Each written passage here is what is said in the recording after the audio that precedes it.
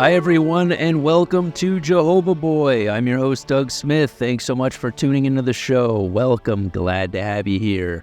No guests today. We're doing another listener email episode.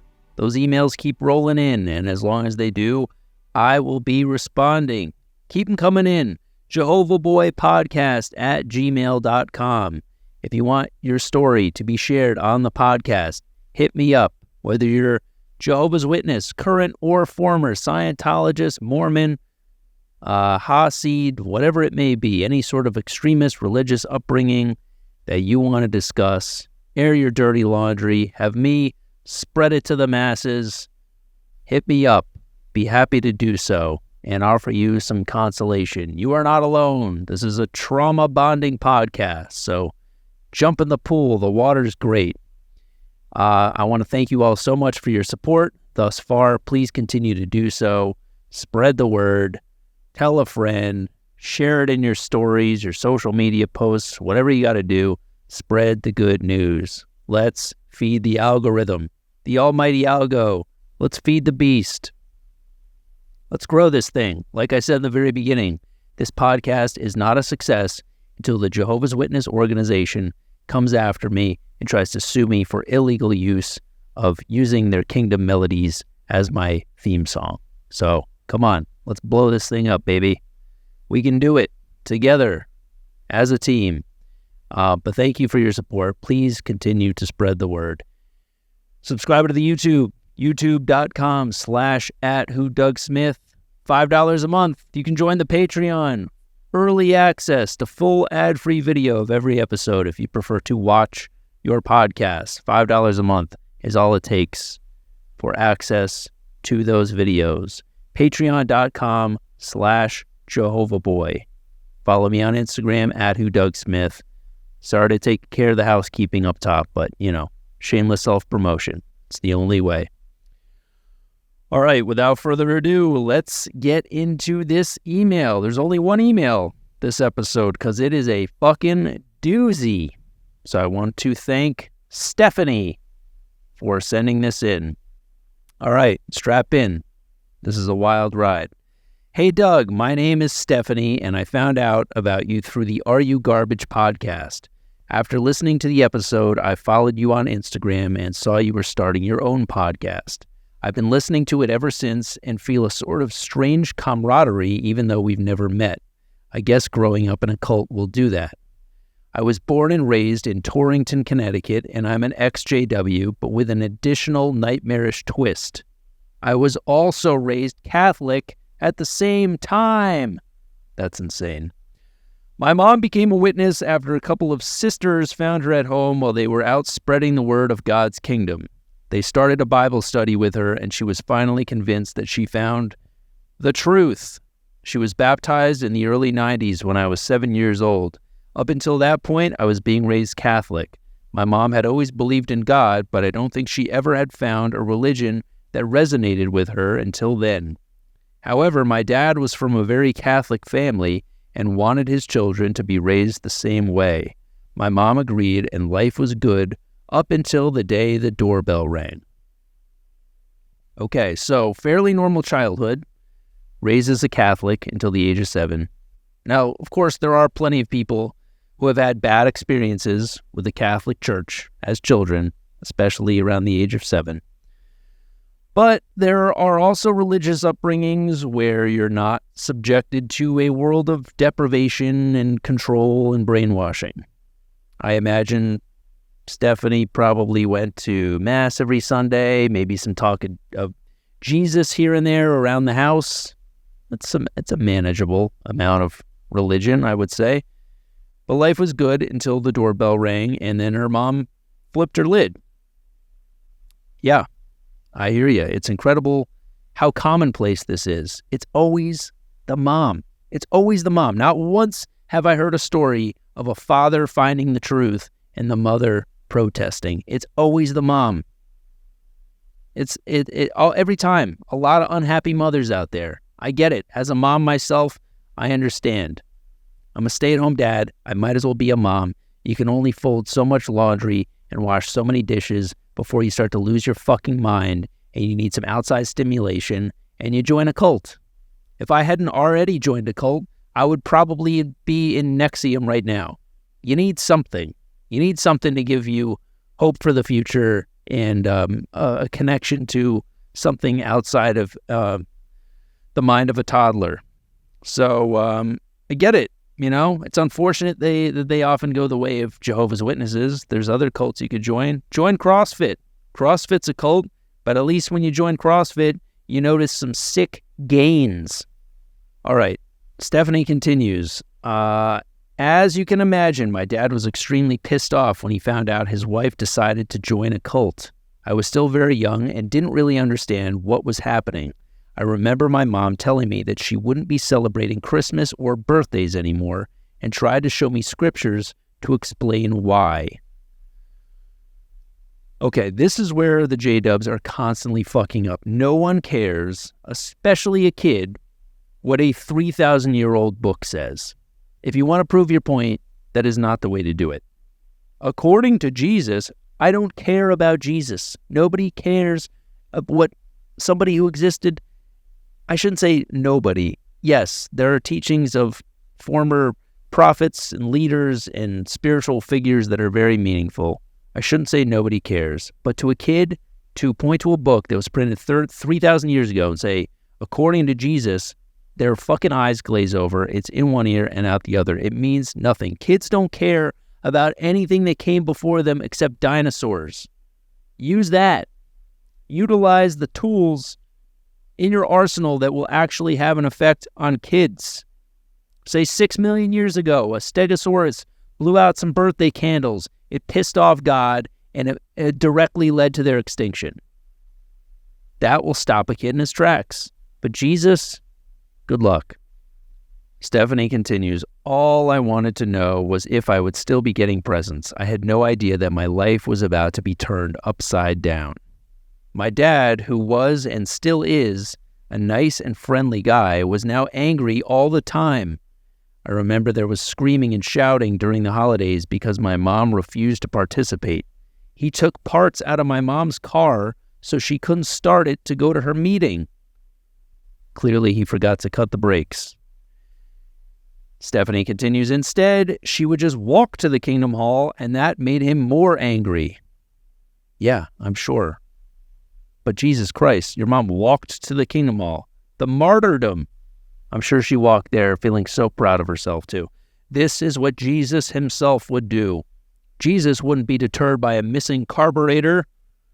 She probably was ripping branches off the hedges and fashioned herself a crown of thorns on the walk there. Probably showed up at the Kingdom Hall all winded and sweaty for all the compassion and empathy she could possibly muster from the elders. Told them her abusive husband doesn't understand. When will he see the light? And the elder said, there, you know in your heart that you're doing the right thing. You have the truth. Jehovah has your back. Jehovah will always provide for you.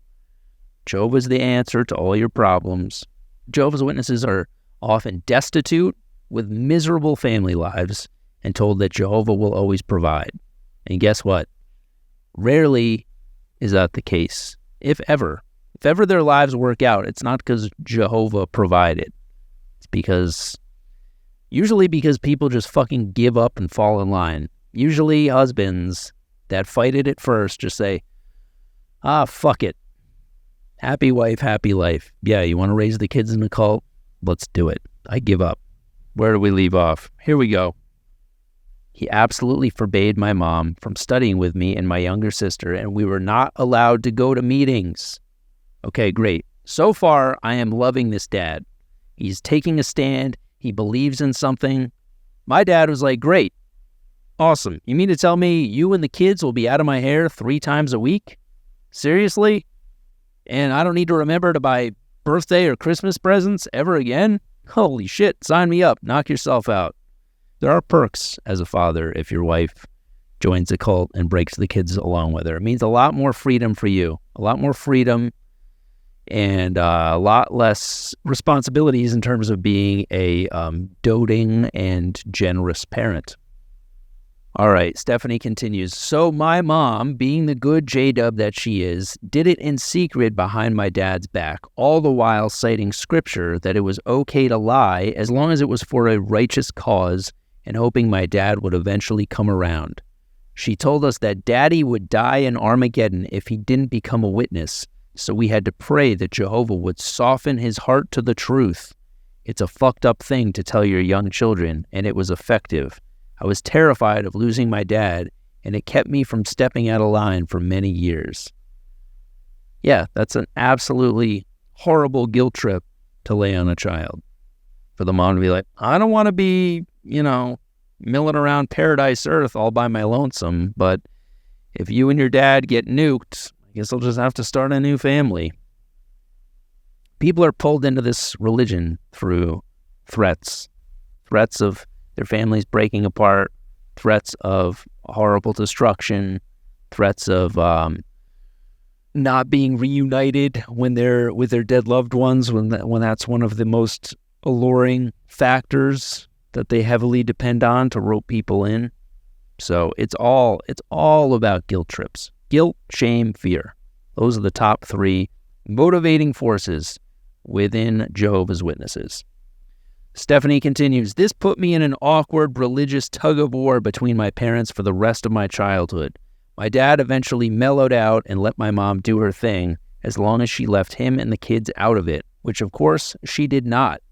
Meanwhile, my dad continued to drag us to Mass every Sunday and take us to CCD, which is a class you go to after school where you learn about Catholicism to eventually prepare you to make your confirmation, which is when you become a full adult member of the church, kind of the Catholic equivalent of a JW baptism. Thank you for the clarification on that, because even though I do have family members that are Catholics, my eyes glaze over and I just hear wah, wah, wah, wah, wah, wah, wah anytime they tell me about any of my nieces or nephews' confirmation. I can't do it. So thank you for breaking this down in layman's terms. But your dad continued to drag you to Mass every Sunday, take you to CCD. This is where your dad fucked up, all right? He was going, I really believed in this guy. This guy was my hero up until this point, and this is where he really shit the bed. Here's the thing. Rather than drag you to Mass and have you regurgitate a whole different set of doctrines, which kudos to you for trying to keep those straight. Those are completely different principles and doctrines between the Catholic Church and the Jehovah's Witness Church. Similar enough, yet so different where you could really I'm sure you were constantly getting corrected and fucking up left and right. Jesus is Lord. Jehovah is Lord. Jesus is Lord's Son. God, Jesus, and the Holy Spirit are 3 entirely separate entities. I believe in the Holy Trinity. Rapture versus Armageddon. There's a whole different concept of Jesus' resurrection. Died on a cross versus died on a stake. Wow. If you were able to keep all that shit straight in the appropriate setting, like switching to Catholic mode, switching to Jehovah's Witness mode as a child, that's crazy. I couldn't even remember all the... There's so many strange... I know I keep using the term science fiction, but it really does... The whole concept of Catholicism, Christianity, really, resurrection, creation, Jesus being born, this perfect Messiah, heaven, hell, resurrection, Armageddon. None of it is based in reality as we know it as children, So even keeping track of one set of doctrines and principles is hard enough. The fact that you had to do that 2 different settings is unbelievable. What might have worked in his favor, and probably not, because you must have already been disgusted by the whole idea of organized religion, but I think what might have worked in his favor if he was like, hey, I'm not going to push you on this because clearly you have been roped into enough disagreement between your mother and I, your kids, you deserve certain freedoms and the right to make a choice about your own beliefs. But this whole Catholicism thing, this is what I believe. It means a lot to me, and I'm going to keep doing it. And if ever you're curious about it, you're welcome to come along. That would have been the right move, to kind of leave a little bit of mystique around it, you know? You see, you mostly imitate your parents not through what they tell you, but through their actions. So if he was clubbing you over the head with it, dragging you along, telling you how important it was, and then your mom's doing the same thing, you're caught in this tug of war, as you said, you're going to want to cancel them both out. But if he kind of took his hands off the wheel and he kept on the straight and narrow with the whole Catholicism thing, kept doing his thing, who knows? You might have been like, he seems much happier. He seems much more level-headed. Let me see what this is about. But this tug of war, again, as you put it, now your dad is just as much of a guilty party as your mom. During summer vacations, my mom would sneak us to morning book studies, and we would go out in field service in territories where we wouldn't run into anyone we knew, so my dad wouldn't find out. Even though I wasn't regularly attending meetings, I was still expected to maintain all of the impossible JW standards. I couldn't have any friends that weren't JWs, but at the same time, I couldn't go to meetings, so I didn't really have the chance to make many JW friends either. Growing up was very lonely, and I had pretty serious depression through my teen years. Yeah, I'm sure. Holy Jesus Christ. Wow, this is heartbreaking. The fact that your parents are like, yeah, kids don't need to socialize. They just need to be clubbed over the head with the idea of a punishing, vengeful God judging their every thought and action. That's what they need. That's what they need for a fulfilling life. This is something that was really illuminated for me once I had a kid. Because my son is going to be 8 in September. Managing his social calendar is a full-time job. And I'm happy to do it because I see how important it is. I see how much happier he is when he is around kids his own age. You know, there's something to be said. He likes hanging out with adult friends of me and my wife. He does, but being around kids your own age is crucial to a child's development. And, you know, he's an only child too. So I know that solitude and isolation against his will, just being forced to hang out with his parents, even if organized religion is not a part of it, even if we weren't raising him a Jehovah's Witness, and I was like, nope, you can't hang out with any friends. You just got to stay home with me and mom the whole time. Every day, all day, every day. That would be detrimental to his mental health, for sure.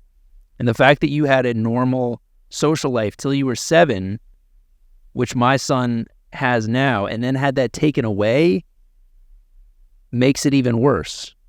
You know, you're told that worldly people were bad and you were bad for hanging out with them. It would have been easier. So I was born into it, right? So I never had anything to compare it to. I had a limited amount of friends. I was going to meetings. I only had 2, 3 real friends. There were other kids in my congregation, but I wasn't friends with all of them. I didn't particularly like all of them. There were 2 or 3 that I actually got along with. But that's, you know, seeing my son's roster of friends. He's got a pretty big roster of friends. He's a likable, popular guy. And I'm happy to encourage that because I see how much it makes him happy. But like I was born into it. I didn't have anything to compare it to, right? So I knew, like, these are my friends. I have 3 friends.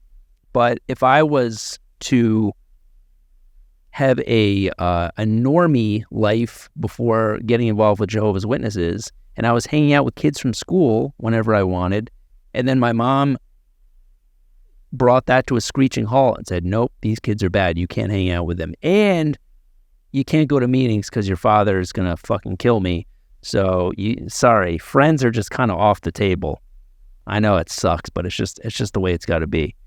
Like, I don't know how you made it to your teenage years before becoming clinically depressed. I would be a fucking suicidal 7-year-old if I were you. That is a horrible, horrible thing to do to a kid.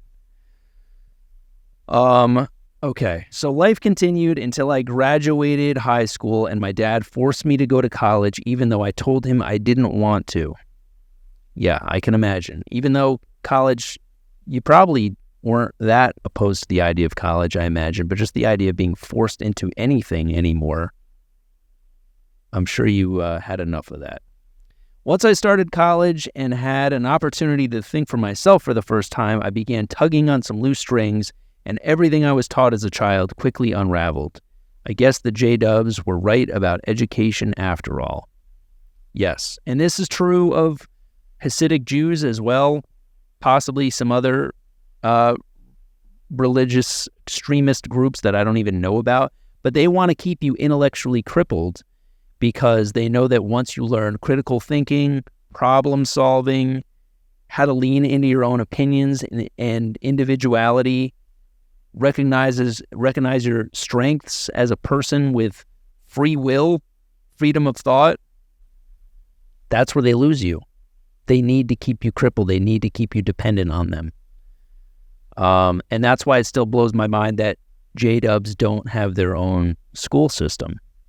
Because, you know, when you're subjected to public school and daily interaction with worldly people and concepts, it's another thing. Worldly, outside of Jehovah's Witnesses, has a positive connotation.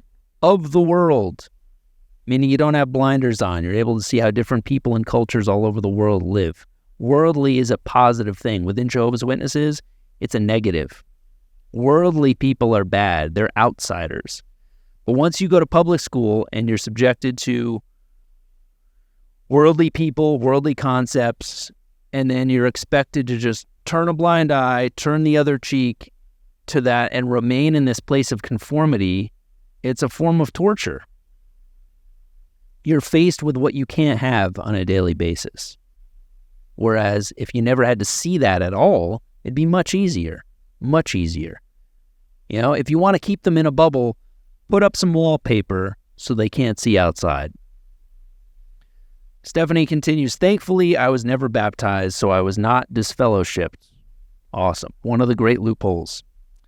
It's now been 20 years since I left, and my life is good. My parents are still together to this day. Mom's still an active JW, and Dad is still Catholic, although he doesn't go to church anymore.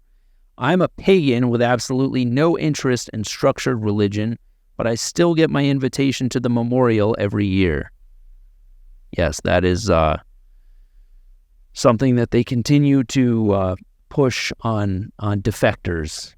They think as long as that's their one celebration, and we've talked about this before, it can hardly be called a celebration. It's the one thing that they commemorate, I suppose, is the anniversary of Jesus' death. That is the most important date on the Jehovah's Witness calendar. Nice and 14 on the Hebrew calendar usually falls sometime in April, around Passover. So there are a lot of ex-Jehovah's Witnesses that still go to the memorial once a year just to kind of touch base and maintain in good standing with their families. Now, it doesn't say here whether Stephanie actually goes to the memorial. I'm imagining not. But she gets the invitation. I was getting the invitation for a good 5-10 years after I left, and then they gave up on me. The recent episode where you talked about that abysmal pit formerly known as the New Haven Coliseum brought back memories that I haven't thought of in decades and made me laugh. The New Haven Coliseum, the abysmal pit, that is where we had our district conventions, which I talked about in an AMA episode with my oldest Jehovah's Witness friends. 10,000 Jehovah's Witnesses would descend on this Coliseum like a plague of locusts for a marathon 3-day brainwashing session. That was the kickoff to every summer. That followed by a month of auxiliary pioneering, putting 60 hours in the Christian ministry in a single month. So guess what? Summer vacations fucking sucked. I'd rather be in school, thank you very much. But the fact that she grew up in Torrington, Connecticut, I grew up in Ridgefield, Connecticut, she obviously went to the New Haven Coliseum. Sounds like we're around the same age. So I probably saw this girl and had no idea, we never met, but we probably sat a couple rows apart from each other at least once or twice, having no idea. So this is pretty cool. Small fucking world to have her reach out to me when we grew up around the same time and the same shit in the same area. Stephanie continues, I don't really know any other XJWs, and I don't often tell my story because most people don't seem to know what to make of it. It's weird that we sometimes take for granted that we live this life that most people find surreal, kind of like the Are You Garbage guys did with you. But I figure you'd appreciate it, especially as an XJW who grew up around the same time and place that I did. I appreciate you and what you do. If you keep doing it, I'll keep listening, laughing, and hopefully healing too. All the best, Stephanie. Thank you, Stephanie. This was awesome, and I'm glad, truly, truly glad that you escaped. This is a story unlike any that I've heard before. I thought I had it rough because I've said in past episodes that I was told by multiple Jehovah's Witnesses from other congregations that were visiting mine that mine was by far the strictest congregation they had ever been to. No leeway, no leniency whatsoever. But at least I had one thing in my life, you know? It sucks. Nobody wants to be part of Jehovah's Witnesses as a kid. I mean, if you have some fucking brains. But the fact that you were caught in this tug of war, Jehovah's Witnesses and Catholicism, that must have consumed your entire life. Parents constantly fighting about it, trying to, yank you to their side. It's amazing that you have a remotely normal, happy life now. But, as you say, hopefully keep healing too. It does take a long time to be able to take a step back and look at things objectively. I don't know if she has kids. That really kind of magnifies everything when you have your own kids and they live a normal life, and you see how important that is to be able to socialize, to be able to have some fucking joy, to be able to celebrate things, and then realize that you didn't have that. It can be wonderful and painful at the same time. Like, it's really illuminated how much deprivation I had as a kid, but at the same time, it gives me that much greater joy to see my son experiencing those things. It's wonderful. I almost get to live vicariously through him. Prior to having a kid, I had no use for Christmas or birthdays. I remember my first Christmas, I spent like $700 on gifts for my apostate family, and it was very underwhelming. I got a bunch of horse shit in return, and it just this very, it just felt like such a consumer holiday and a lot of pressure, just all this time at the mall, going through a list of shit that you didn't know if people wanted the gifts that you were getting them, and it just was like this. It wasn't enjoyable at all. Birthdays I've never been a fan of, but so holidays on my own, if I was a single man, I wouldn't give a shit about holidays. But as a father, nothing brings me more joy than seeing my son's level of joy around the holidays. He is elated, and it's a wonderful thing to experience. So anyway, thank you so much, Stephanie. I'm glad you escaped. I'm glad you were able to cobble together a somewhat normal life for yourself, and thanks so much for reaching out. Please, everybody, please, you can be on this podcast if you reach out to me. This is, I love doing this. I love sharing your stories. So if you have a story that you want to share, this is going to be a tough one to top. I don't know if you can top this one. This was a doozy. But if you have a story that you'd like to share about your experience, like I said, in any extremist religious group, please email us, jehovahboypodcast@gmail.com. YouTube, Patreon. I told you at the top of the ep where to go. Follow me on Instagram @WhoDougSmith. And yes, please rate, review, subscribe, tell a friend, spread the word. That's the most important thing. Spread the fucking word. Those of you on Reddit, sharing on the subreddits, the XJW subreddits, thank you. Like I said, I will never go on Reddit. I do not wish to enter that world, so thanks for doing your due diligence to spread the word on Reddit. And I should be doing this every episode. I don't know why I always forget to. Thank you to my producer, George, without whom none of this would be possible. He's the man behind this whole operation. He's the brains behind this operation. the fucking chords and the uploads, and it makes me want to blow my fucking brains out. So thankfully, with his help, I don't need to do that. I can remain standing so I can continue to deliver this podcast. So thank you so much for tuning in. I really appreciate the support, and I will see you next week. Goodbye.